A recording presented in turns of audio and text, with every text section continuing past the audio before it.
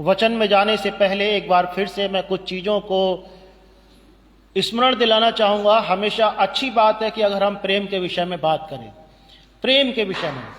और क्यों मैं बार बार इस विषय को बोलता हूं कि आपस के प्रेम को छोड़कर वचन में लिखा है किसी और बात के कर्जदार ना हो। पहला यूहन्ना और उसका 4 अध्याय और उसका 8वां पद, पहला यूहन्ना 4 अध्याय और उसका 8वां पद लिखा है, हे प्रियो हम आपस में प्रेम रखें क्योंकि प्रेम परमेश्वर से है। जो कोई प्रेम करता है वो परमेश्वर से जन्मा है और परमेश्वर को जानता है। 7वां पद पढ़ा मैंने, 8वां पद लिखा है, जो प्रेम नहीं रखता वो परमेश्वर को नहीं जानता क्योंकि परमेश्वर प्रेम है। जो प्रेम नहीं रखता वो परमेश्वर को भी नहीं जानता या परमेश्वर को नहीं पहचानता। क्यों? क्योंकि परमेश्वर प्रेम है। हालेलुया, परमेश्वर प्रेम है। इसीलिए परमेश्वर को जानना मतलब प्रेम को जानना। अगर आपके हृदय में प्रेम नहीं है तो शैतान चुरा करके लेकर के गया है प्रेम को, मतलब परमेश्वर को आपके जीवन से। वचन में लिखा है यूहन्ना 3:16 में क्या पढ़ते हैं हम कि परमेश्वर ने जगत से ऐसा प्रेम रखा कि उसने अपना इकलौता बेटा दे दिया ताकि जो कोई उस पर विश्वास करे वो नाश ना हो वरन अनंत जीवन पाए। तो प्रेम क्या है? परमेश्वर है। परमेश्वर प्रेम है और प्रेम परमेश्वर है। अगर आपके हृदय में प्रेम नहीं है मतलब यह है सीधा सा कि आपके जीवन में परमेश्वर नहीं है, और जिसके जीवन में परमेश्वर नहीं है वहां प्रेम भी नहीं है। और इसीलिए क्या लिखा है वचन में, लिखा है कि जो मुझसे हे प्रभु कहते हैं उनमें से हर एक जो है स्वर्गीय राज्य में प्रवेश प्राप्त नहीं कर पाएगा, लेकिन जो पिता की सुनेंगे, जो परमेश्वर की मानेंगे, केवल वो लोग ही स्वर्गीय राज्य में प्रवेश प्राप्त कर पाएंगे। अगर हमारे जीवन में प्रेम की घटी है तो हमें जांचना आवश्यक है। आपके परिवार में अगर प्रेम की घटी है तो आप अपने आप को जांचिए कि आप पाए कि कहां से आपके परिवार में प्रेम की घटी होना शुरू हो गई। अगर परिवार में प्रेम नहीं है तो आप कलीसिया से भी प्रेम नहीं कर सकते। अगर पति पत्नी में प्रेम नहीं है तो बच्चों से भी प्रेम नहीं कर पाएंगे। बच्चों में और माता पिता में प्रेम नहीं है तो वो आगे की जो संतानें होंगी, जो वंश होगा, उनमें भी प्रेम की घटी पाई जाएगी। और जब आपके घर परिवार में, रिश्तों में, नातों में, दादा दादी, नाना नानी, पोते पोती, बच्चे, परिवार, पति पत्नी, हस्बैंड वाइफ, अगर ये आपस में प्रेम नहीं है तो आप यकीन करना आप कलीसिया के किसी भी सदस्य से प्रेम नहीं रख सकते। और ये झूठी आराधना है। और फिर हम चाहे कितना भी कहें कि हमने परमेश्वर को जान लिया है, लेकिन हमने परमेश्वर को कुछ भी नहीं जाना है अगर हमारे हृदय में प्रेम नहीं है। इसीलिए मैं आपसे कहता हूं, क्या आपकी बहुत बड़ी प्रार्थना का एक ज्यादातर हिस्सा आपका ये होना चाहिए कि प्रभु हमें सिखा कि हम कैसे अपने परिवार के लोगों से, अपने बच्चों से, अपनी संतानों से, अपने उन नाते रिश्तों से जिन्हें परमेश्वर ने रखा है, हम प्रेम रख पाएं। क्योंकि प्रेम सबसे बड़ा है। हम कितने भी अन्य भाषाओं में प्रार्थना करें, कितना भी हम दान कर लें, कितना भी हम चंगाई की सामर्थ्य से परिपूर्ण हो जाएं, भविष्यवाणी भी कर लें, स्वर्गदूतों की भी बोलियां बोल लें, लेकिन अगर हमारे हृदय में प्रेम नहीं है तो सब कुछ व्यर्थ है, उसका कोई मायने नहीं है। फिर मायने क्यों नहीं है? क्योंकि वो क्या है? झूठी आराधना है। वो एक कृत्रिम चीज है, आर्टिफिशियल चीज है कि हम आर्टिफिशियल तरीके से बस लोगों को देख रहे हैं। फिर तो एक रोबोट के समान है, जो उसने सेव कर दिया बस वो ही चलेगा, इसके आगे कुछ भी नहीं चलेगा। अगर आपके घर में प्रेम की घटी है तो आप आशीषों को खो देंगे, एक दिन आपकी आशीषें चली जाएंगी। अगर आपके घर में प्रेम, आपसी प्रेम, विशेषकर पति पत्नी के प्रेम के बीच में प्रेम की घटी है तो एक दिन क्या होगा, वो आशीषें आप देखेंगे कि धीरे धीरे करके जा रही हैं। और शुरुआत यहीं से होती है, फिर बच्चों तक पहुंचती है, बच्चों से फिर और आगे बढ़ जाती है, परिवार, फिर नाते रिश्ते, फिर कलीसिया से प्रेम खत्म होना, और फिर परमेश्वर से भी एक दिन पूरी रीति से प्रेम खत्म हो जाना। अगर आप एक ऐसा जीवन जीते हैं जिसमें आपकी बहुत प्रार्थनाएं हैं, बहुत आप बाइबल पढ़ते हैं, बहुत आप दान करते हैं, बहुत उपवास करते हैं, बहुत अच्छा जीवन जी रहे हैं, और फिर भी अगर आप अपने पत्नी से, अपने पति से, अपने बच्चों से, परिवार के लोगों से अगर प्रेम नहीं रख पा रहे हैं वो भी ऐसा प्रेम जो प्रभु चाहता है, ऐसा प्रेम जो प्रभु ने दिखाया, ऐसा प्रेम जिसके लिए प्रभु चाहता है कि पति पत्नी के बीच में हो। अगर वो नहीं है, अपने आप को जांचो। हो सकता है कि आप कहो कि ये अब असंभव है कि वैसा प्रेम हो पाना। प्रभु के लिए कोई कार्य असंभव नहीं है। वचन में लिखा है जो मनुष्य के लिए असंभव है वो परमेश्वर के लिए संभव है, और परमेश्वर के लिए सब कुछ संभव है। हालेलुया। अगर आपके हृदय में प्रेम की घटी है, प्रेम को मांगो, प्रार्थना करो कि परमेश्वर मुझे सिखा कि मैं प्रेम रख पाऊं।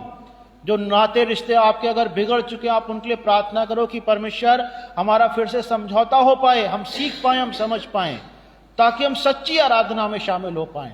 हमारे हृदय में प्रेम होगा, हमारे हृदय में परमेश्वर होगा, तभी हमारी आराधनाएं जो है परमेश्वर के भवन में पहुंचने पाएंगे। एक दूसरी बात, धन के विषय में, धन के विषय में, और ये विषय भी चूंकि मैंने प्रेम, अच्छा है कि हम प्रेम से शुरुआत करें, लेकिन धन के विषय में भी एक धनवानों को चेतावनी याकूब की किताब उसके 5वें अध्याय के पहले पद से लेकर के आगे के हिस्से में लिखी गई है कि हे धनवानों, सुन तो लो, तुम अपने आने वाले क्लेशों पर चिल्ला चिल्ला कर रो। तुम्हारा धन बिगड़ गया है और तुम्हारे वस्त्रों को कीड़े खा गए, तुम्हारे सोने चांदी में काई लग गई है, और वो काई तुम पर गवाही देगी और आग के समान तुम्हारा मांस खा जाएगी। तुमने अंतिम युग में धन बटोरा है।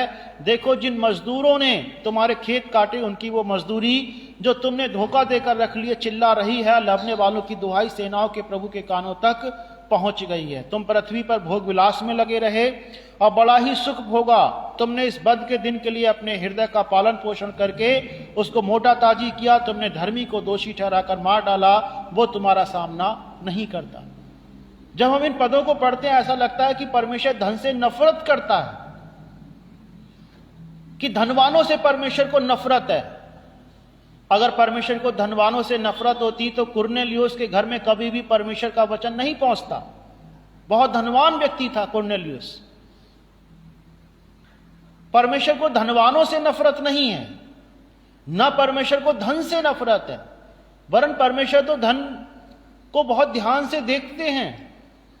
यीशु मसीह ने जब विधवा दान कर रही थी और लोग दान कर रहे थे, देखा, ध्यान से देखा। परमेश्वर हमारे धन को ध्यान से देखते हैं।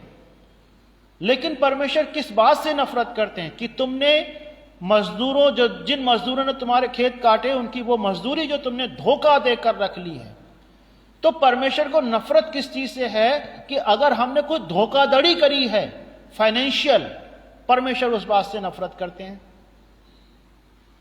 परमेश्वर धनवानों के अगेंस्ट नहीं है, लेकिन जिन लोगों को लगता है कि धन ही उनका सब कुछ है, परमेश्वर उनके अगेंस्ट।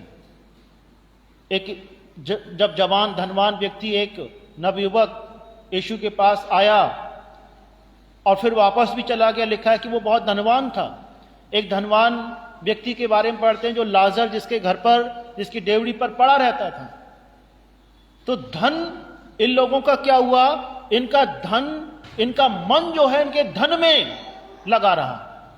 इनका मन जो है धन में ला करके शिफ्ट हो गया। मन को परमेश्वर ही में लगाना है। आपका धन कभी भी आपके मन को कंट्रोल ना कर पाए, लेकिन आपका मन जो है वो आपके धन को कंट्रोल करे।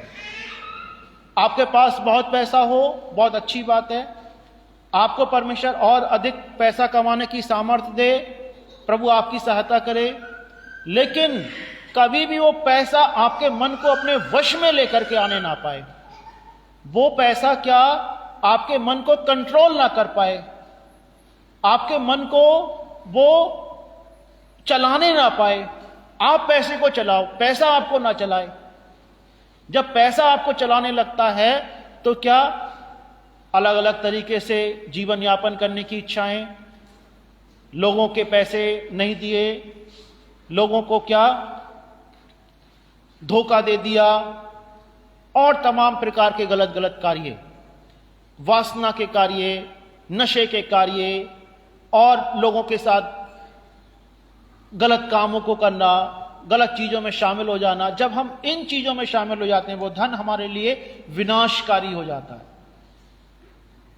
अगर आज आपके पास पैसा नहीं है, कोई बात नहीं, मसीह है, लेकिन किसी दिन जब आपके पास बहुत पैसा हो, वो पैसा आपको कभी भी कंट्रोल ना करे। आप पैसे को कंट्रोल करो, प्रभु आपको आशीष देगा। इन वचनों को पढ़ करके याकूब का 5वां अध्याय के जो शुरू के वचन है, ये मत समझो कि परमेश्वर धनवानों को नफरत करता है, नहीं। परमेश्वर धनवानों से भी प्यार करता है, परमेश्वर निर्धनों से भी प्यार करता है, लेकिन परमेश्वर उन धनवानों से प्यार करता है जो खरे हैं, जो धर्मी हैं, जिनके लिए धन सेकेंडरी है और धर्म के कार्य पहले हैं, खराईपन जिनके जीवन में है। परमेश्वर ने कुरनेलियुस से प्रेम करा, अपना वचन भेजा, और वहां पर जब पाते हैं कि स्वर्गदूत ने आकर के कुरनेलियुस को बोला कि तेरी प्रार्थनाएं और तेरे दान स्मरण के लिए परमेश्वर के पास पहुंचे हैं। परमेश्वर दानों को भी स्मरण करता है। प्रभु सहायता करे, प्रभु सबको आशीष दे। धन कमाओ, लेकिन धन आपको कंट्रोल ना कर पाए। धन कमाओ, खूब सारा पैसा कमाओ, लेकिन सही तरीके से कमाओ।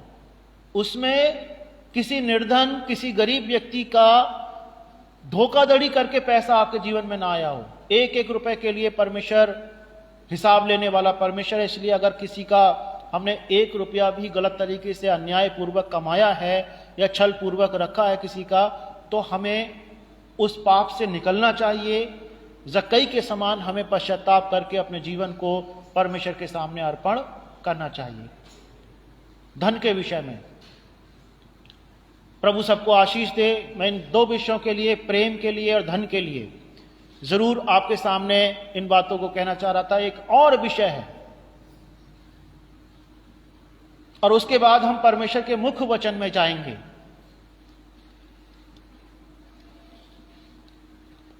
और वो विषय यह है कि जो भाई बहन सेवकाई में हैं या आने वाले समय में परमेश्वर की तरफ से नियुक्त किए गए हैं, या जो सेवकाई में नहीं भी हैं, मैं उनको बड़े दिल से आशीष देता हूं। कई दिन से मेरे हृदय में यह था कि मैं सबको बोलूं, जो लोग सेवकाई में इन फ्यूचर आएंगे, जो ऑलरेडी हैं, परमेश्वर आपको बहुत बढ़ाए। वचन में लिखा है कि प्रभु ने कहा तुम मुझसे भी बड़े बड़े काम करोगे। अपने चेलों से यीशु मसीह ने कहा आप लोग यीशु मसीह से भी ज्यादा बड़े कामों को करने के लिए नियुक्त करे गए। इसीलिए जैसे ये आज अशोक भाई आए हैं, ये रिया है, शिफा भी है, बीनस बहन है, बीना रूथ मैसी सिस्टर हैं, और नेहा है, किरण बहन है, अंकल हैं, पास्टर कमल कुमार सिंह जी हैं, ये बहन प्रीति है, प्रिया है।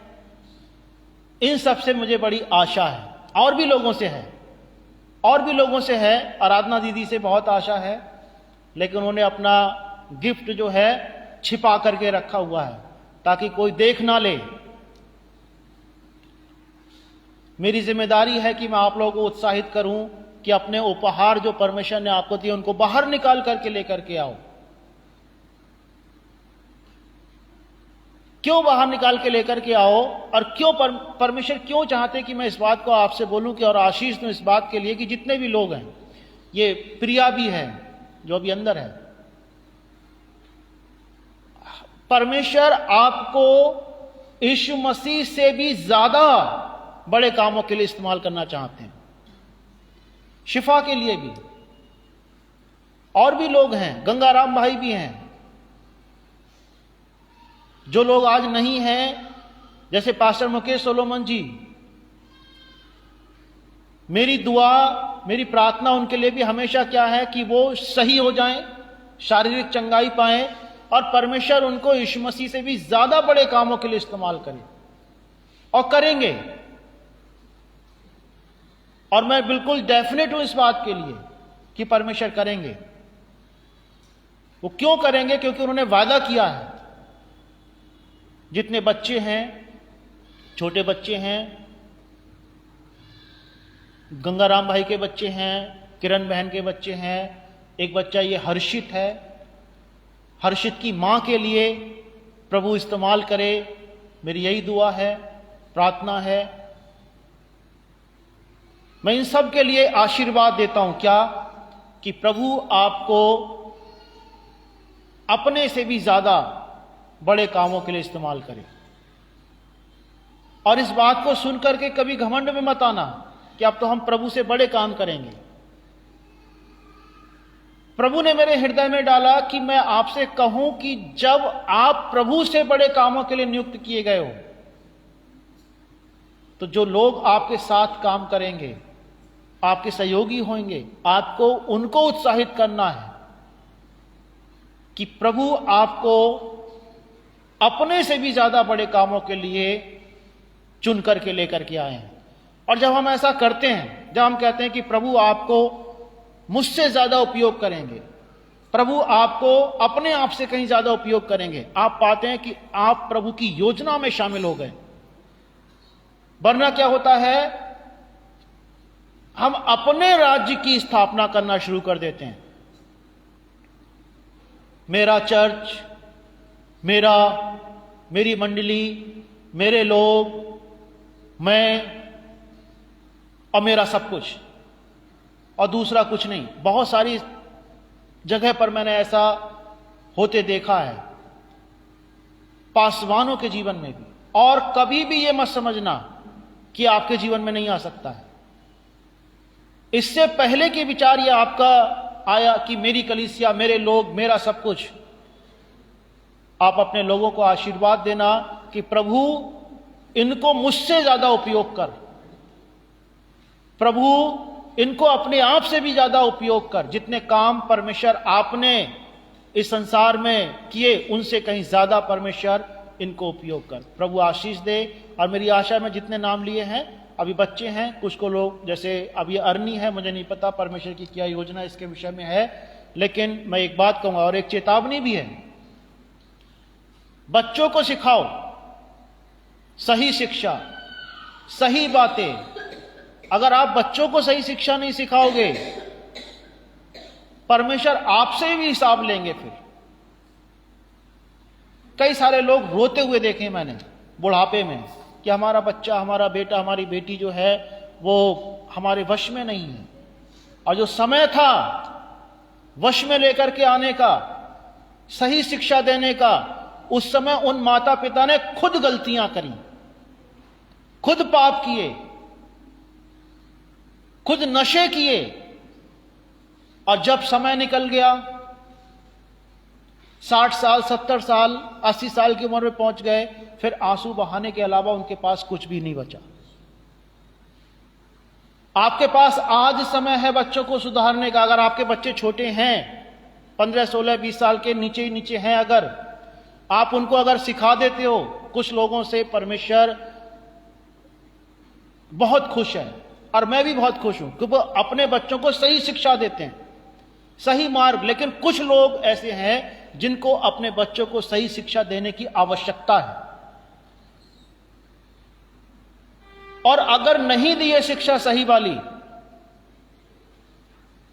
तो आपको आगे चल करके इसके लिए बड़ा दुख सामना करना पड़ेगा। वही बच्चे एक दिन ऐसा हो सकता है कि आपको घर से निकालें, घसीटें, मारें, पीटें, आप दुख मनाओ, उन बच्चों को कोसो, उनको श्रापित करो। इसीलिए जरूरी है कि आज आपके बच्चे आपके सही शिक्षा को प्राप्त कर पा रहे हैं या नहीं कर पा रहे हैं। अगर आप बच्चों को शिक्षा नहीं दे रहे हो तो आप उनके दुश्मन हो, और गलत सिखाने वाले तो बिल्कुल दुश्मन हैं। जो लोग बच्चों को गलत पाप करने के लिए आगे उत्साहित करते हैं, उनको बिगाड़ते हैं, वो उनके मां बाप कैसे हैं मुझे समझ में नहीं आता। पता नहीं वो उनके मां बाप हैं भी या नहीं है, जो बच्चों को गलत शिक्षा देते हैं। आप कहोगे कि कौन ऐसा पिता, कौन ऐसी मां हो सकती है जो बच्चों को गलत शिक्षा, मैंने देखा है लोगों को देते हुए, लोगों के जीवनों को बिगाड़ते हुए, बच्चों के जीवन को गलत मार्ग पर ले जाते हुए आज जो लोग ऐसा कर रहे हैं वो मजे में कर रहे हैं, नासमझी में कर रहे हैं, लेकिन वो मजा, वो नासमझी कुछ सालों के बाद उनके लिए बड़ी चुनौती बनकर के आने वाला है। अगर आज आपके बच्चे के लिए आप नहीं सिखा रहे हो, उनके ऊपर छड़ी नहीं उठा रहे हो, वचन में तो यही लिखा है, तो आप उसके दुश्मन हो। उन्हें कैसे बैठना है, प्रार्थना करनी है, कैसे ईमानदारी भरा जीवन जीना है। कई बार आप देखते हो कि बच्चे जो है चोर बन जाते हैं, छोटे छोटे बच्चे भी चोरी करने लगते हैं। बच्चों की गलती नहीं है उसमें, गलती किसकी है? उनके माता पिता की गलती है। यह मत समझो कि मैं यहां पे कह रहा हूं, मैं लाइव भी हूं इसलिए मैं बोल रहा हूं, सबके लिए बोल रहा हूं। यहां आप किसी अपने मन में यह मत सोचना कि मैं आपके लिए किसी के लिए कह रहा हूं, लेकिन सबके लिए कह रहा हूं। अगर आप अपने बच्चों को देखते हो कुछ भी गलत करते हुए, कस के 2 थप्पड़ लगाओ, सही शिक्षा दो, अन्यथा आगे चल करके ये आपके थप्पड़ लगाएगा, वो बच्चा आपको थप्पड़ लगाएगा। अगर आज आपने थप्पड़ नहीं लगाए, आपने आज उसके साथ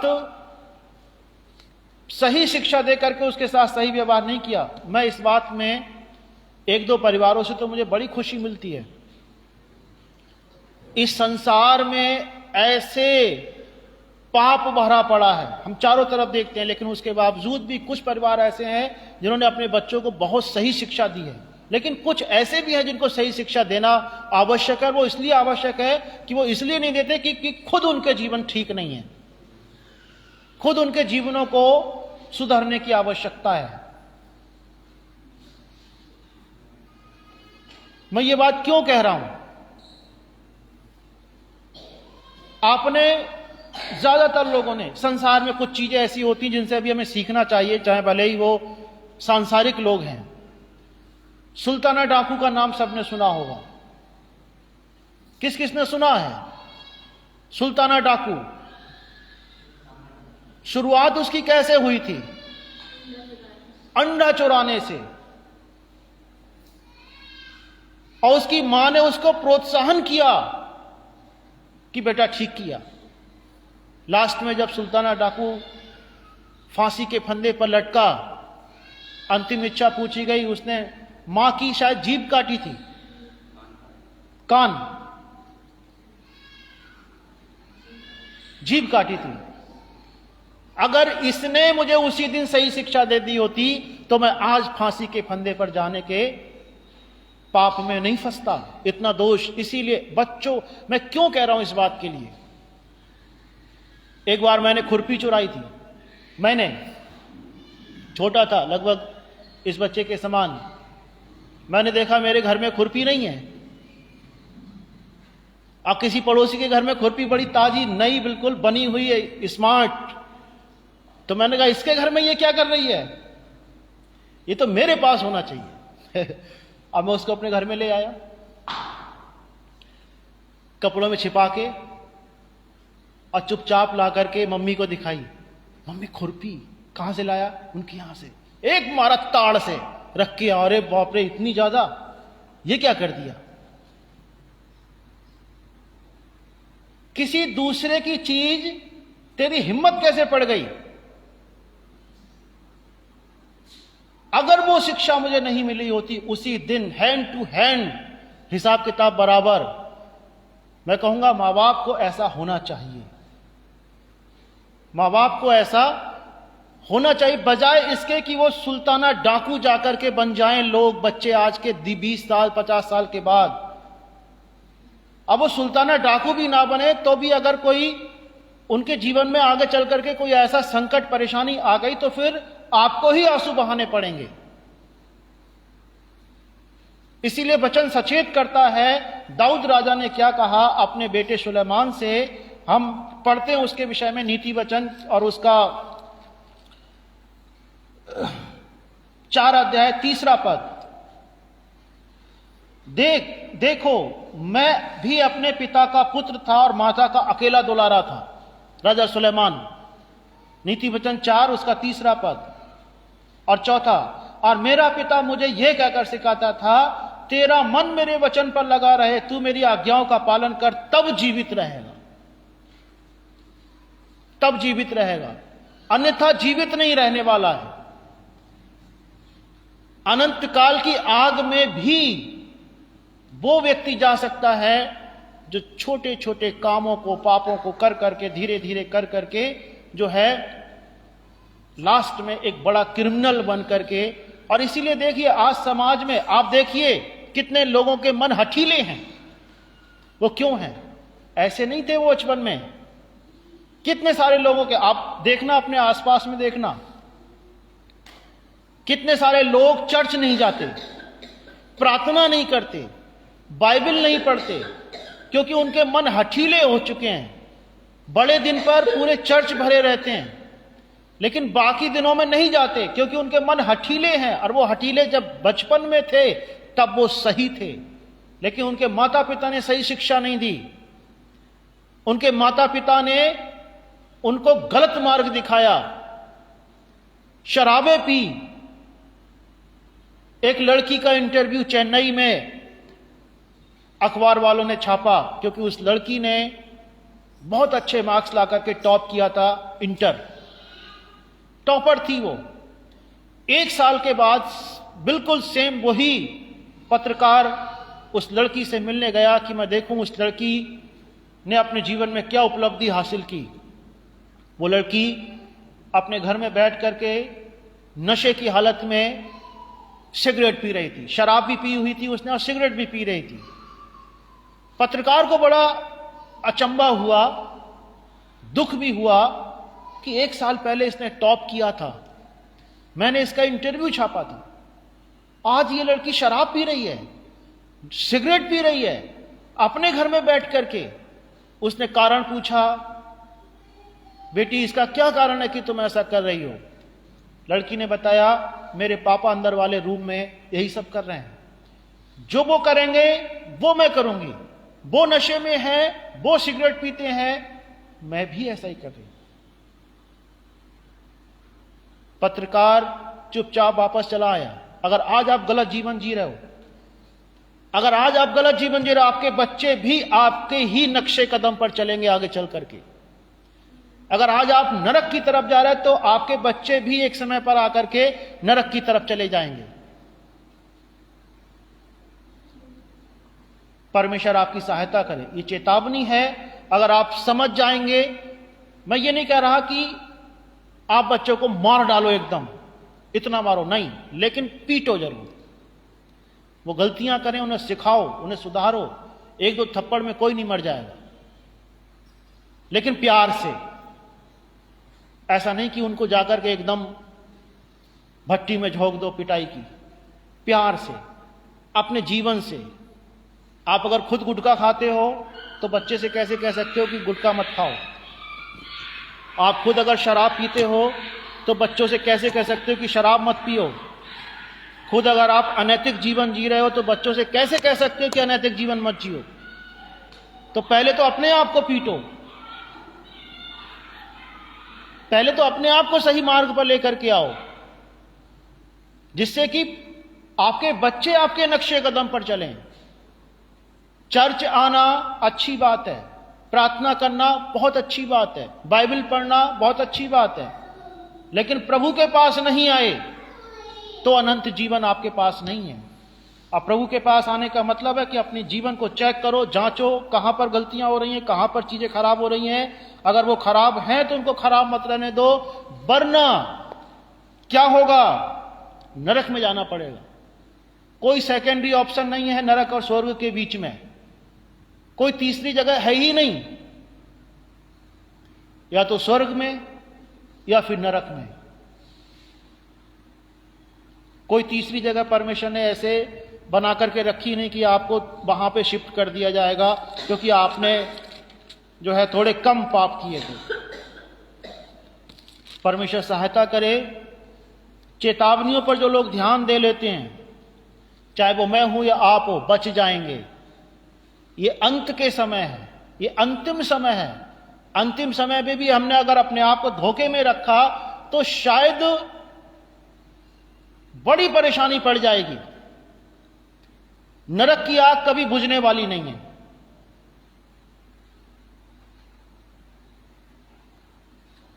एक मैंने व्यक्ति के दर्शन के विषय में पढ़ा,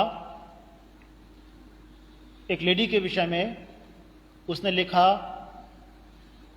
कि वहां पर नरक में हर प्रकार के पाप करने वाले लोग नरक में थे। अब व्यभिचार करने वाले लोग भी वहां पर थे।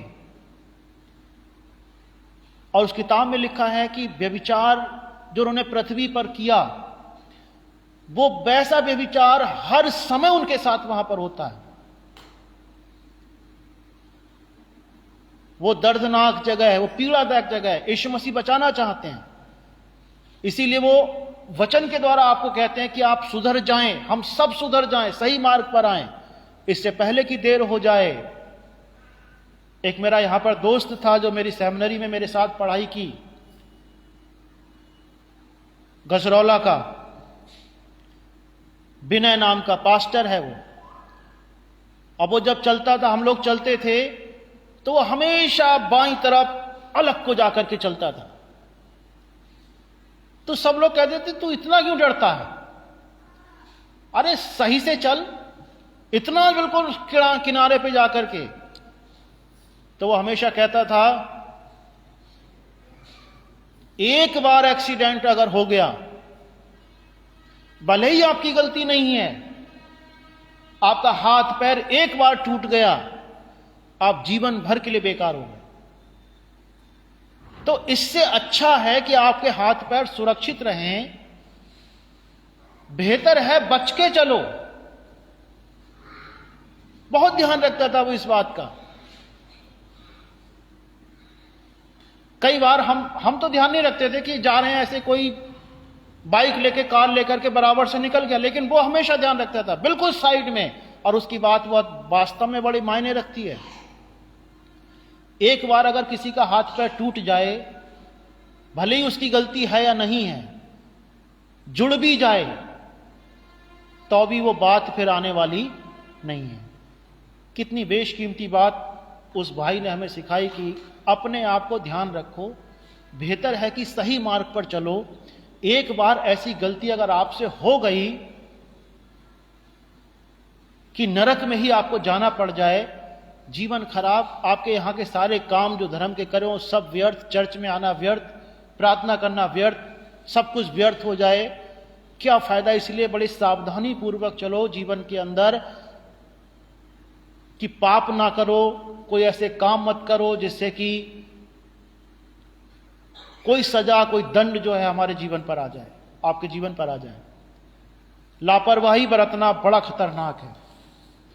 नीति वचन उसका 29वां अध्याय और उसका 25 पद, मनुष्य का भय खाना फंदा हो जाता है, परंतु जो यहोवा पर भरोसा रखता है उसका स्थान ऊंचा किया जाएगा।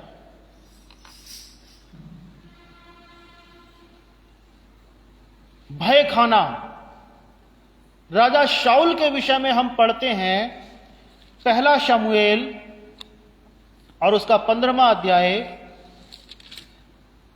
और उसका 24 पद। शाऊल ने शमूएल से कहा, मैंने पाप किया है, मैंने तो अपनी प्रजा के लोगों का भय मानकर और उनकी बात सुनकर यहोवा की आज्ञा और तेरी बात का उल्लंघन किया है। राजा शाऊल के बारे में आप लोग जानते हैं, इस्राएल का पहला राजा था, परमेश्वर के द्वारा चुना गया था। शमूएल ने उसका अभिषेक किया था। बहुत लंबा था वो, आम लोगों से बड़ा लंबा था, हैंडसम था, शूरवीर था। परमेश्वर के आत्मा का अभिषेक उसके ऊपर था और वो नबी भी था, राजा शाऊल। परमेश्वर ने उसको एक प्रोजेक्ट दिया काम करना कि अमालेकियों को इस धरती से मिटाना है।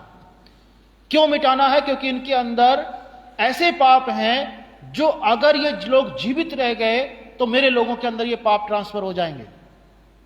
उनके अंदर फैमिली के बीच का व्यभिचार था, मूर्ति पूजा थी, और फैमिली के बीच का जो व्यभिचार है वो था अमालेकियों के अंदर, जिसके लिए परमेश्वर ने लेवी व्यवस्था और व्यवस्था विवरण में कई बार मना किया है। अमालेकियों को छोड़ना नहीं है ना उनके, और यहां तक पाप था उनके अंदर कि उनके पशुओं तक में वो पाप पहुंच चुका था, उनके बच्चों के अंदर वो पाप पहुंच चुका था। बीमारियां, पाप के कारण होने वाली बीमारियां, तो परमेश्वर ने कहा कि अमालेकियों को नष्ट करना है। नष्ट करने के लिए निकला भी राजा शाऊल, लेकिन अब यहां पर उसके मन में भय समा गया। जैसा हमने भी पढ़ा है नीति वचन उसका 29वां अध्याय कि मनुष्य का भय खाना उसके लिए फंदा हो जाता है। भय खाना क्या हुआ, राजा शाऊल ने अपनी प्रजा के लोगों का भय मान करके परमेश्वर की आज्ञा को उल्लंघन कर दिया। कि प्रजा ने कहा ये अच्छी अच्छी चीजें हम बचा लेते हैं, अच्छे बच्चे, अच्छी भेड़ बकरियां, अच्छी प्रॉपर्टी सबको बचा लो। राजा शाऊल परमेश्वर का अभिषेक था उसके ऊपर, नबी भी था, मतलब भविष्यवक्ता था, परमेश्वर का चुना हुआ जन था, लंबा चौड़ा हैंडसम व्यक्ति था, पहला राजा था इस्राएल का, लेकिन वो लोगों से डर गया, लोगों से भय खा करके वो परमेश्वर की बातों का और शमूएल भविष्यवक्ता की बातों का उल्लंघन कर दिया उसने। यह परिणाम क्या होता है शाऊल के विषय में, भय खाना। देखिए, जब हम डरते हैं, किसी चीज से डरते हैं, और डर की शुरुआत एक छोटे से काम से होती है। हम में से हर कोई किसी ना किसी से डरता है। हजारों तरीके के डर हैं जो इंसान के जीवन में, मन में बने हुए होते हैं। डर, कोई माँ बाप से भी डरता है, अलग अलग किस्म के अलग अलग लोगों से लोग डरते हैं। और डर जो है इंसान को फंदे में फंसा देता है।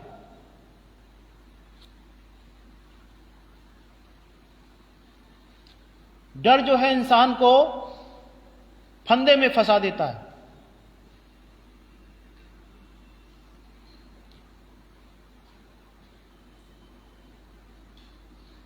और डर की शुरुआत एक छोटे से चीज से होती है।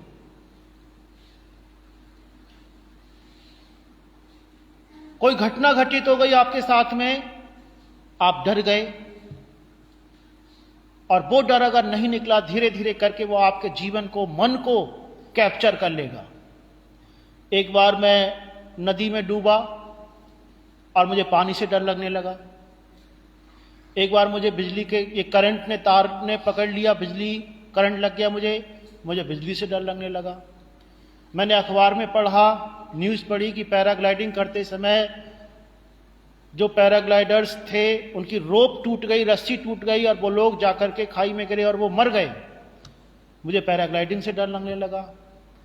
मैंने अखबार में पढ़ा कि पहाड़ से आते समय रास्ते में अचानक बस खाई में गिरी और मुझे पहाड़ से डर लगने लगा। और सिंपल बात है, केवल पढ़ा, हम उसमें शामिल नहीं हुए, हमने पढ़ा और हम डरने लगे। पहाड़ से, नदियों से, पानी से, बिजली से। और धीरे धीरे करके ये डर जो है मेरे जीवन पर इतना हावी होता गया कि एक दिन परमेश्वर को मुझसे बात करनी पड़ी कि तू पैराग्लाइडिंग से क्यों डरता है।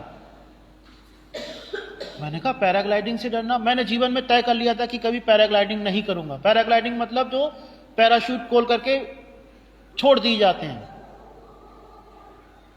मैंने कहा कहीं ऐसा ना हो कि उसकी रोप टूट जाए और मैं गिर जाऊं और मैं मर जाऊं। कभी बिजली नहीं छूऊंगा, तार नहीं छूऊंगा, कभी नदी में नहीं जाऊंगा कि कहीं डूब के ना मर जाऊं, कभी पहाड़ों पे भी नहीं जाऊंगा। मैंने ठान लिया था कि कहीं पहाड़ों पर प्रचार करने नहीं जाऊंगा, सिर्फ इसलिए कि पहाड़ों से रास्ते में कभी कभी बसें जो है खाई में गिर गई हैं। मैं कहता प्रभु मैं कभी पहाड़ों पर प्रचार करने नहीं जाऊंगा। प्रभु ने कहा क्यों, पैराग्लाइडिंग क्यों नहीं करेगा, पहाड़ों पर क्यों नहीं जाएगा? नदी में क्यों नहीं जा सकते? मन में एक भय था कि ये लोग हमें मार सकते हैं, कि पैराग्लाइडिंग हमें खत्म कर सकती है, पहाड़ पे जाएंगे तो मर सकते हैं, बिजली छुएंगे, तार छुएंगे तो हम मर सकते हैं। जबकि लोग, इलेक्ट्रीशियन लोग काम करते हैं इस पर। हालांकि कभी कभी उनके साथ दुर्घटनाएं हो जाती हैं, लेकिन हर किसी के साथ ऐसा नहीं होता है।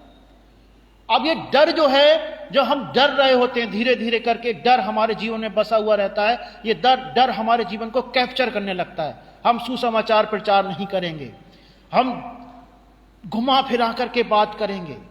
हम रेस्टोरेंट में बैठे हैं तो प्रार्थना हम वैसे नहीं करेंगे, चुपचाप वाली कर लेंगे, छिप करके कर लेंगे, मन मन में मुंह से बुदबुदा बुदबुदा के कर लेंगे।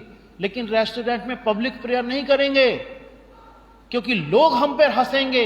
लोग कहेंगे कि अरे पता नहीं कौन है जो यीशु मसीह के नाम से प्रार्थना करने के लिए वहां पर बैठे हैं, खाने की दुआ कर रहे हैं। और जो डर है, ये डर इंसान को कैप्चर कर लेता है। बचपन में कोई डर, छोटे सा शुरुआत हुई, और यही राजा शाऊल के साथ हुआ। ये डर जो था उसके हृदय में, ये बढ़ता चला गया। हम पढ़ते हैं गोलियत के विषय में। एक बार यहां पर राजा शाऊल ये डरा। अब गोलियत के विषय में पढ़ते हैं, पहला शमूएल उसका 17वां अध्याय 11वां पद। उस पलिश्ती की इन बातों को सुनकर शाऊल और समस्त इस्राएलियों का मन कच्चा हो गया और वे अत्यंत डर गए। पहले अपनी प्रजा से डरा, और डर वहीं पर सीमित नहीं रहेगा। कोई भी पाप हो वो सीमित नहीं रहेगा, वो बढ़ता जाएगा। अगर आपके कंप्यूटर में वायरस है, उसने कुछ फाइलों को करप्ट किया है, तो वो एक समय पर आकर आपके कंप्यूटर को पूरा डैमेज कर देगा। पाप भी ऐसा ही है, डर भी ऐसा ही है। पहले राजा शाऊल अपनी प्रजा से डरा, फिर गोलियत से डर गया। न केवल वो, लेकिन पूरे इजरायली लोग जो थे वो गोलियत से डरने लगे। अब आप देखो, आगे को भी हम पढ़ते हैं, पहला शमूएल और उसका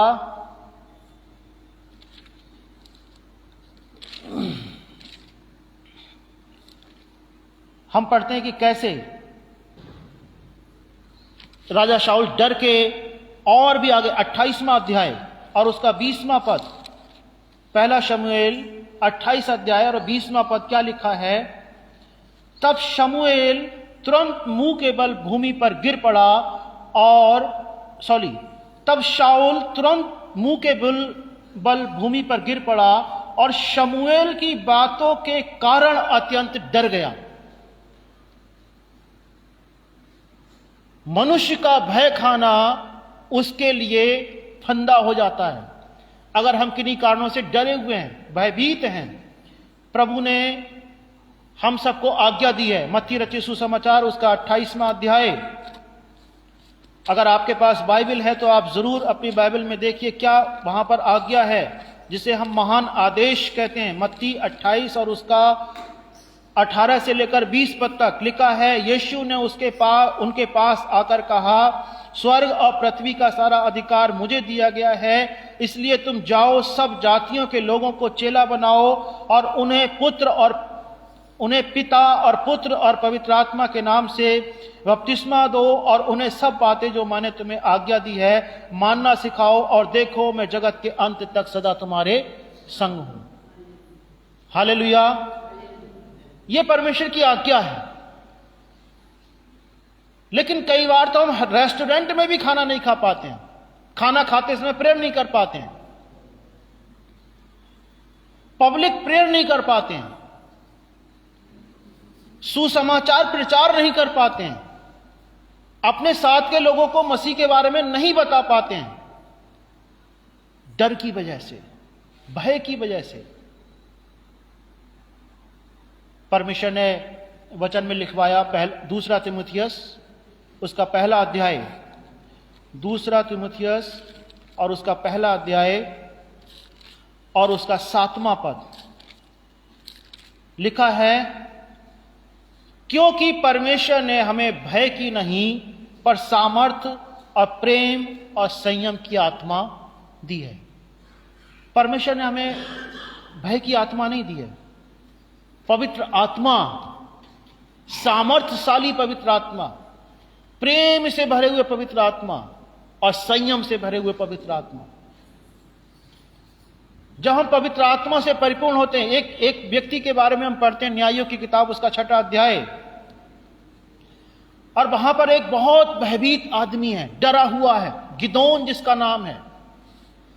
बहुत भयभीत था वो, क्योंकि मिद्यानी लोग आकर के उनसे वो सारे गेहूं और उनकी उपज को इकट्ठा करके छीन करके लेकर के चले जाते थे मिद्यानी लोग। तो गिदोन क्या तैयारी कर रहा है कि कैसे भी मैं थोड़ा गेहूं जो है, अनाज जो है, वो छिपा करके रख लूं, ताकि जब कभी मिद्यानी लोग हम पर आक्रमण करें तब इसमें से कुछ पैसा, कुछ जो अनाज है वो हमारे पास बचा रहे, हमारे पास बचा रहे, थोड़ा बहुत हमारे पास बचा रहे।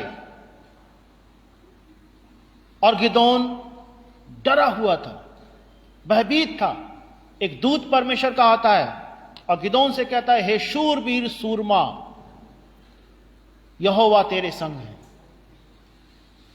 और गिदोन, अरे किससे कहा, किससे कहा? शूरवीर सूरमा, मैं काम तो डर के कर रहा हूं, मैं भयभीत हूं, मैं अनाज को छिपा रहा हूं क्योंकि मिद्यानी लोग आएंगे कि हमारे अनाज को वो हमसे छीन करके लेकर के चले जाएंगे। अब परमेश्वर मुझसे कह रहे हैं कि शूरवीर सूरमा, यहोवा तेरे संग है। और वो बड़ा भयभीत हो जाता है, ऐसा कैसे हो सकता है? हमारे सारे अनाज को मिद्यानी लोग ले जाते हैं, मैं शूरवीर कैसे हो सकता हूं? ऐसा आप भी कह सकते हो, मैं शूरवीर कैसे हो सकता हूं? वचन में लिखा है, हमने इसको पढ़ा, मत्ती है उसके 28वें अध्याय के अंतिम पद को, देखो मैं जगत के अंत तक सदा तुम्हारे संग हूं। हालेलुया। और जब हम सुसमाचार प्रचार करने से रोक लेते हैं, हमें डर होता है, हम बताएंगे नहीं अपने आस पड़ोस में रिश्तेदारों को कि कहीं ऐसा ना हो कि वो हमें कुछ छोड़ दें, गलत ट्रीट करने लगे हमारे साथ, या हमारे साथ कोई दुर्व्यवहार हो जाए, मारपीट हो जाए, कोई ऐसा काम हो जाए जो नहीं होना चाहिए। और जब ये डर हमारे हृदय में होता है, जो डर हमारे हृदय में होता है, वो हमें कैप्चर करके रखता है, बांध के रखता है, हमें फंसा के लेता है। जैसे किसी आदमी की टांग को अगर आप रस्सी में बांध के डाल दो, वो कुछ नहीं कर सकता है। फिर ऐसे बहुत से हृदय आज दबे हुए हैं, फंसे हुए हैं। लोगों के मन भय के कारण, भयभीत हो जाने के कारण परमेश्वर उनसे कहता है शूरवीर सूरमा, और हम कहते हैं अरे अरे अरे, ये मुझसे नहीं हो सकता, मुझसे कैसे कह दिया। एक बार परमेश्वर ने मुझसे कहा, शायद पिछले साल की बात है, माइटी सन। अरे मैंने कहा प्रभु, माइटी सन तो कोई और होगा, सामर्थी बेटा। अब प्रभु ने कई बार मुझसे ऐसी करके कहा, माइटी सन, माइटी सन। अरे मैंने कहा प्रभु, कोई और होगा सामर्थी बेटा। मैंने कहा, मैंने उस आवाज पर भी ध्यान नहीं दिया। बार बार कई बार परमेश्वर ने मुझसे कहा, सामर्थी बेटा, सामर्थी बेटा। मैंने कहा प्रभु, ये सामर्थी बेटा पता नहीं आप किसको कह रहे हो, ये तो कोई और होगा। जो बहुत दुआ बंदगी में रहने वाले परमेश्वर के क्लोज लोग होंगे, वो सामर्थी होगा। एक बार मैं बाइक पे था और मैं कहीं से आ रहा था, आवाज आई, माइटी सन, सामर्थी बेटे। मैंने कहा प्रभु, बाइक पे ही मैंने ये बात करी, प्रभु अगर ये आप हो तो मुझे वचन से बताओ कि मैं कैसे सामर्थी हो सकता हूं। तुरंत प्रभु ने कहा, गिदोन। गिदोन से क्या कहा मैंने? वो भयभीत था, डरा हुआ था, वो डर की वजह से अनाज छिपा रहा था। प्रभु ने कहा, हे शूरवीर सूरमा, यहोवा तेरे संग है। मैं कॉन्फिडेंट हो गया कि हां, हम जब हमारे साथ यीशु मसीह है, उन्होंने वादा किया है कि यहोवा परमेश्वर यीशु मसीह हमारे संग हैं, तो हम शूरवीर हैं, हम डरे हुए नहीं हैं, हम भयभीत नहीं हैं। हम अपने आप को रोकेंगे नहीं, सुसमाचार प्रचार करने के लिए अपने आप को रोकेंगे नहीं, क्योंकि हम शूरवीर सूरमा हैं। हम वो लोग हैं जो परमेश्वर जिनके साथ में हैं। भयभीत होने की आवश्यकता नहीं है। आज सुबह मुझे एक ड्रीम हुआ। सुबह सुबह जब मैं उठा और ड्रीम हुआ, लड़ाई चल रही है कहीं पर, कहीं ऐसी जगह है, बरेली का ही वो कोई है, एमबी इंटर कॉलेज की तरफ का एरिया है वो, क्योंकि वो मैंने मार्केट देखा है उधर, मैं वहां पड़ा हूं। लड़ाई चल रही है, बहुत सारे चोर टाइप के जो लोग हैं, डाकू टाइप के लोग हैं, वो गोलियां चला रहे हैं। पुलिस उन लोगों को सुरक्षा दे रही है और मैं भी वहां पर हूं, और वहां पर मैं भयभीत था कि कहीं ये कोई बुलेट मुझे न लग जाए। और वहां पर एक मार्केट मैंने देखी और मैं जाकर के उसमें छिपा। आप एक बात ध्यान रखना, जब परमेश्वर कहते हैं कि मैं जगत के अंत तक सदैव तुम्हारे संग हूं, मैंने ड्रीम इतना स्पष्ट देखा और ये आज के संदेश से रिलेट करता हुआ है, इसलिए मैं इस बात को यहां पर बोल रहा हूं। मैं उस मार्केट में कूदा जाकर के, और चारों तरफ पुलिस ने एक घेरा बनाया हुआ था। डाकू लोग गोली चला रहे थे मारने के लिए, और मुझे नहीं पता कि वो मुझे मारने के लिए गोली चला रहे थे या ऐसे ही सबको मारने के लिए गोली चला रहे थे। गोली चल रही थी, बाकायदा आवाजें आ रही थी, लेकिन पुलिस का घेरा। मैंने देखा कि बहुत सारे राइफल्स पुलिस ने वहां पर ले जाकर के पटक दिए। पता नहीं वो कहां से आए, मुझे नहीं पता कि कहां से आ गए वो। एकदम पुलिस ने आकर के वहां पर पटक दिए और सैनिक आए और वो एक एक उन्होंने उठाई और तुरंत लड़ना शुरू कर दिया। ये युद्ध जो है वो हमारा नहीं है, युद्ध यहोवा का है।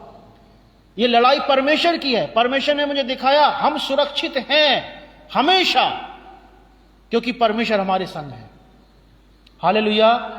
अगर आज हमारे मन में डर है, हम ऐसे इलाकों में रहते हैं, हम ऐसे स्थान पर काम करते हैं, हम भयभीत हैं, हमें डर को निकाल देना है, क्योंकि यहोवा हमारे संग है, परमेश्वर हमारे संग है, यीशु मसीह हमारे संग है। और मैं इस ड्रीम के बाद बहुत देर तक बिस्तर पर पड़ा सोचता रहा कि क्या था, कितनी बड़ी सुरक्षा परमेश्वर ने हमें देकर के रखी हुई है। हमें गोली चलाने की जरूरत नहीं पड़ी। दुश्मन हमें मारना चाह रहा था, लेकिन हमें गोली चलाने की जरूरत नहीं पड़ी।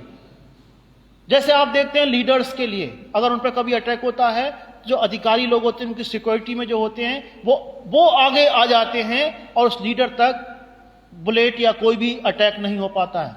सेम इसी तरह, वरन इससे भी कहीं ज्यादा, क्योंकि मैंने वो ड्रीम देखा, मैं उस चीज को रिलेट कर पा रहा हूं, अनुभव कर पा रहा हूं।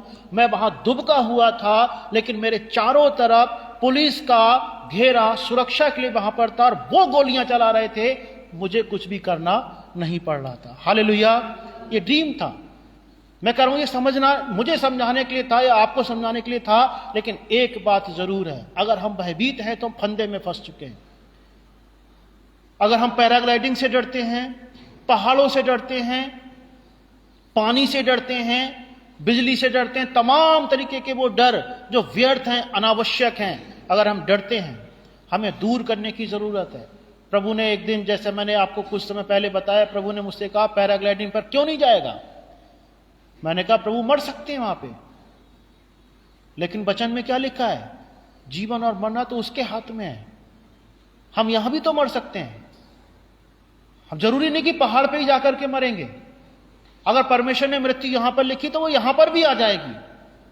और वचन में क्या लिखा है, पुनरुत्थान और जीवन मैं ही हूं। यीशु मसीह ने कहा पुनरुत्थान और जीवन मैं ही हूं, जो मुझ पर विश्वास करता है वो कभी नहीं मरेगा। उसको अनंत जीवन मिल चुका है, अनंत जीवन मिलेगा नहीं, मिल चुका है। इसीलिए अगर आपके जीवन में डर है, कोई दहशत है वचन के विषय में, प्रभु के अंगीकार के विषय में, कहीं से भी कोई दहशत है, मैंने एक डिसीजन लिया उसी दिन, और सेम इसी वचन को मैंने जूम मीटिंग पर, शायद थर्सडे की मीटिंग थी, मैंने प्रीच भी किया। अब मैं डरूंगा नहीं। मैंने निर्णय किया मैं पैराग्लाइडिंग करने जरूर जाऊंगा, मरूंगा भी नहीं, मुझे पता है। मैं पहाड़ों पर भी जाऊंगा, मैं नदियों में भी जाऊंगा, क्योंकि नदियां मुझे डुबा नहीं सकती हैं। मैं रेस्टोरेंट में भी बैठ करके पब्लिकली प्रेयर करूंगा, क्योंकि लोग मुझे चाहे भले ही कुछ भी कहें, लेकिन मैं करूंगा क्योंकि मेरे संग जो है वो इतना सामर्थी है, वो इतना सामर्थी और वो इतना सक्षम है कि वो हर किसी के जीवन को चेंज करने की ताकत रखता है। अगर आज आपके जीवन में कोई डर है, डर की वजह से आप कोई काम नहीं कर पा रहे हो, भविष्य का डर है, जीवन की चिंताएं हैं, डर है कि क्या होगा मेरे बाद मेरे बच्चों का, किसी भी प्रकार का डर है, परमेश्वर के पास लेकर के आओ। प्रभु कहता है गिदोन से, हे शूरवीर सूरमा, यहोवा तेरे संग है। यीशु मसीह आपके संग है। और जब यीशु मसीह आपके संग है, थोड़े से प्रयास, थोड़ी सी चीजें, थोड़े से लोगों के साथ गिदोन निकल गया और एक बड़े युद्ध को जीत लिया, क्योंकि जिसके साथ परमेश्वर है, आपके साथ परमेश्वर है, आप बड़े से बड़ी लड़ाइयों को जीत पाओगे। अगर आज आपके साथ परमेश्वर नहीं है, परमेश्वर नहीं है, तो कुछ भी अच्छा नहीं हो सकता है। अगर आप कहोगे कि हम तो कभी डरते नहीं हैं, हम कभी नहीं डरते, बहुत अच्छी बात है, लेकिन परमेश्वर जानता है कि आप डरते हो या नहीं डरते हो। प्रभु आपकी सहायता करे। उन्होंने क्या कहा है कि मैं जगत के अंत तक सदैव तुम्हारे संग हूं। और जिन्होंने प्रतिज्ञा की है वो सच्चा है, उसके अंगीकार को हमें थामे रहना है, उसमें बने रहना है, उस डर को दूर करना है जो हमें वचन को सुनाने के लिए रोक रहा है। इसीलिए मैंने शुरू में क्या कहा, जितने लोगों के मैंने नाम लिए उनसे मेरे लिए भी बहुत आशा है और प्रभु को भी बहुत बड़ी आशा है। लेकिन अगर आपके जीवन में डर है किसी भी बात का, जितने मैंने नाम लिए, भाई बेंजामिन बाद में आए शायद, जितने मैंने लोगों के नाम लिए, मैंने आपसे क्या कहा, परमेश्वर चाहते हैं कि आप प्रभु यीशु से भी ज्यादा इस्तेमाल होने पाओ। इसलिए उन्होंने कहा कि तुम मुझसे भी ज्यादा बड़े बड़े काम करो। लेकिन डर करके कभी आप बड़े काम नहीं कर सकते हैं। डर करके तो कुछ हो ही नहीं सकता है। डरेंगे तब तो आप पानी में भी नहीं जा सकते हैं कि आप, क्योंकि हमें तैरना नहीं आता, हम कैसे बच पाएंगे। अगर हम डरेंगे तो हम कुछ भी नहीं कर सकते हैं। इस डर को निकालिए। परमेश्वर ने आपको भय की नहीं, लेकिन सामर्थ, प्रेम और संयम की आत्मा दी है। वो पवित्र आत्मा दिया गया है। परमेश्वर ने आपको पवित्र आत्मा का अभिषेक दिया है। जिन लोगों के जीवन में पवित्र आत्मा का अभिषेक है, वो इस चीज को जाने, समझें। और अगर फिर भी उनके जीवन में डर है तो निकालो, प्रार्थना करके, दूर करके इसको निकालो। अपने आप को जान के, पहचान करके कि हम शूरवीर सूरमा हैं, हम जीवित परमेश्वर की संतान है। इसीलिए प्रभु ने क्या कहा, निर्बल भी कहे मैं बलवान हूं, निर्बल भी कहे हम बलवान हैं, निर्धन भी कहे मैं अमीर हूं। जिसके जीवन में चंगाई नहीं है वो बोले कि मैं चंगा हो चुका हूं, होऊंगा नहीं, हो चुका हूं। प्रभु ने मुझे चंगा कर दिया, क्योंकि वचन में लिखा है कि उसने हमारे सारे रोगों को उठा लिया, सह लिया। जिनके घरों में परेशानियां हैं वो होंगी नहीं ठीक, वरन हो चुकी हैं। गिदोन डरा हुआ था, लेकिन परमेश्वर ने उसको कहा शूरवीर सूरमा। हालेलुया।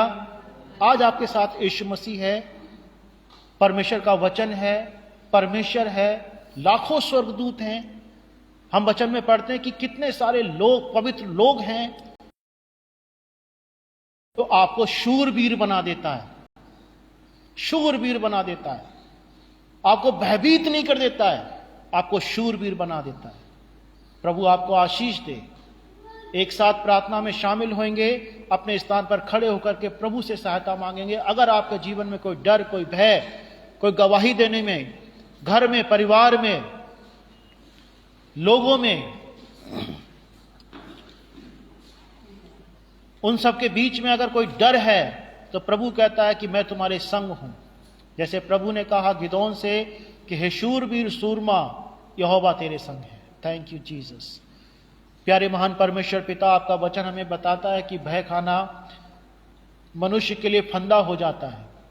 प्यारे परमेश्वर, आप चाहते हैं कि हम मनुष्यों से नहीं, संसार से नहीं, लेकिन आपसे भय खाने वाले बने। आपका वचन हमें इसी बात की शिक्षा देता है कि मनुष्यों से ना डरें, प्रभु जैसे आपने गिदोन के भय को दूर किया पिता परमेश्वर, आप हम में से हर एक जन के भय को दूर करें और होने दें पिता परमेश्वर, भय के जो भी कारण हैं वो सारे कारण दूर हो जाएं। प्यारे पिता, जबकि शाऊल का भय, शाऊल डर गया अपने लोगों से, शाऊल डर गया गोलियत से प्यारे परमेश्वर, और बाद में वो शमूएल की बातों से भी डर गया। प्रभु आपका वचन कहता है कि हमें भय नहीं खाना चाहिए। हमारी सहायता कीजिए अगर हमारे हृदयों में कोई भय है कि हम आपकी गवाही नहीं दे पा रहे हैं, अपने घर में, परिवार में, लोगों के बीच में उनको नहीं बता पा रहे हैं कि हम प्रभु की संतान हैं, प्रभु के बेटे और बेटियां हैं, तो प्रभु आप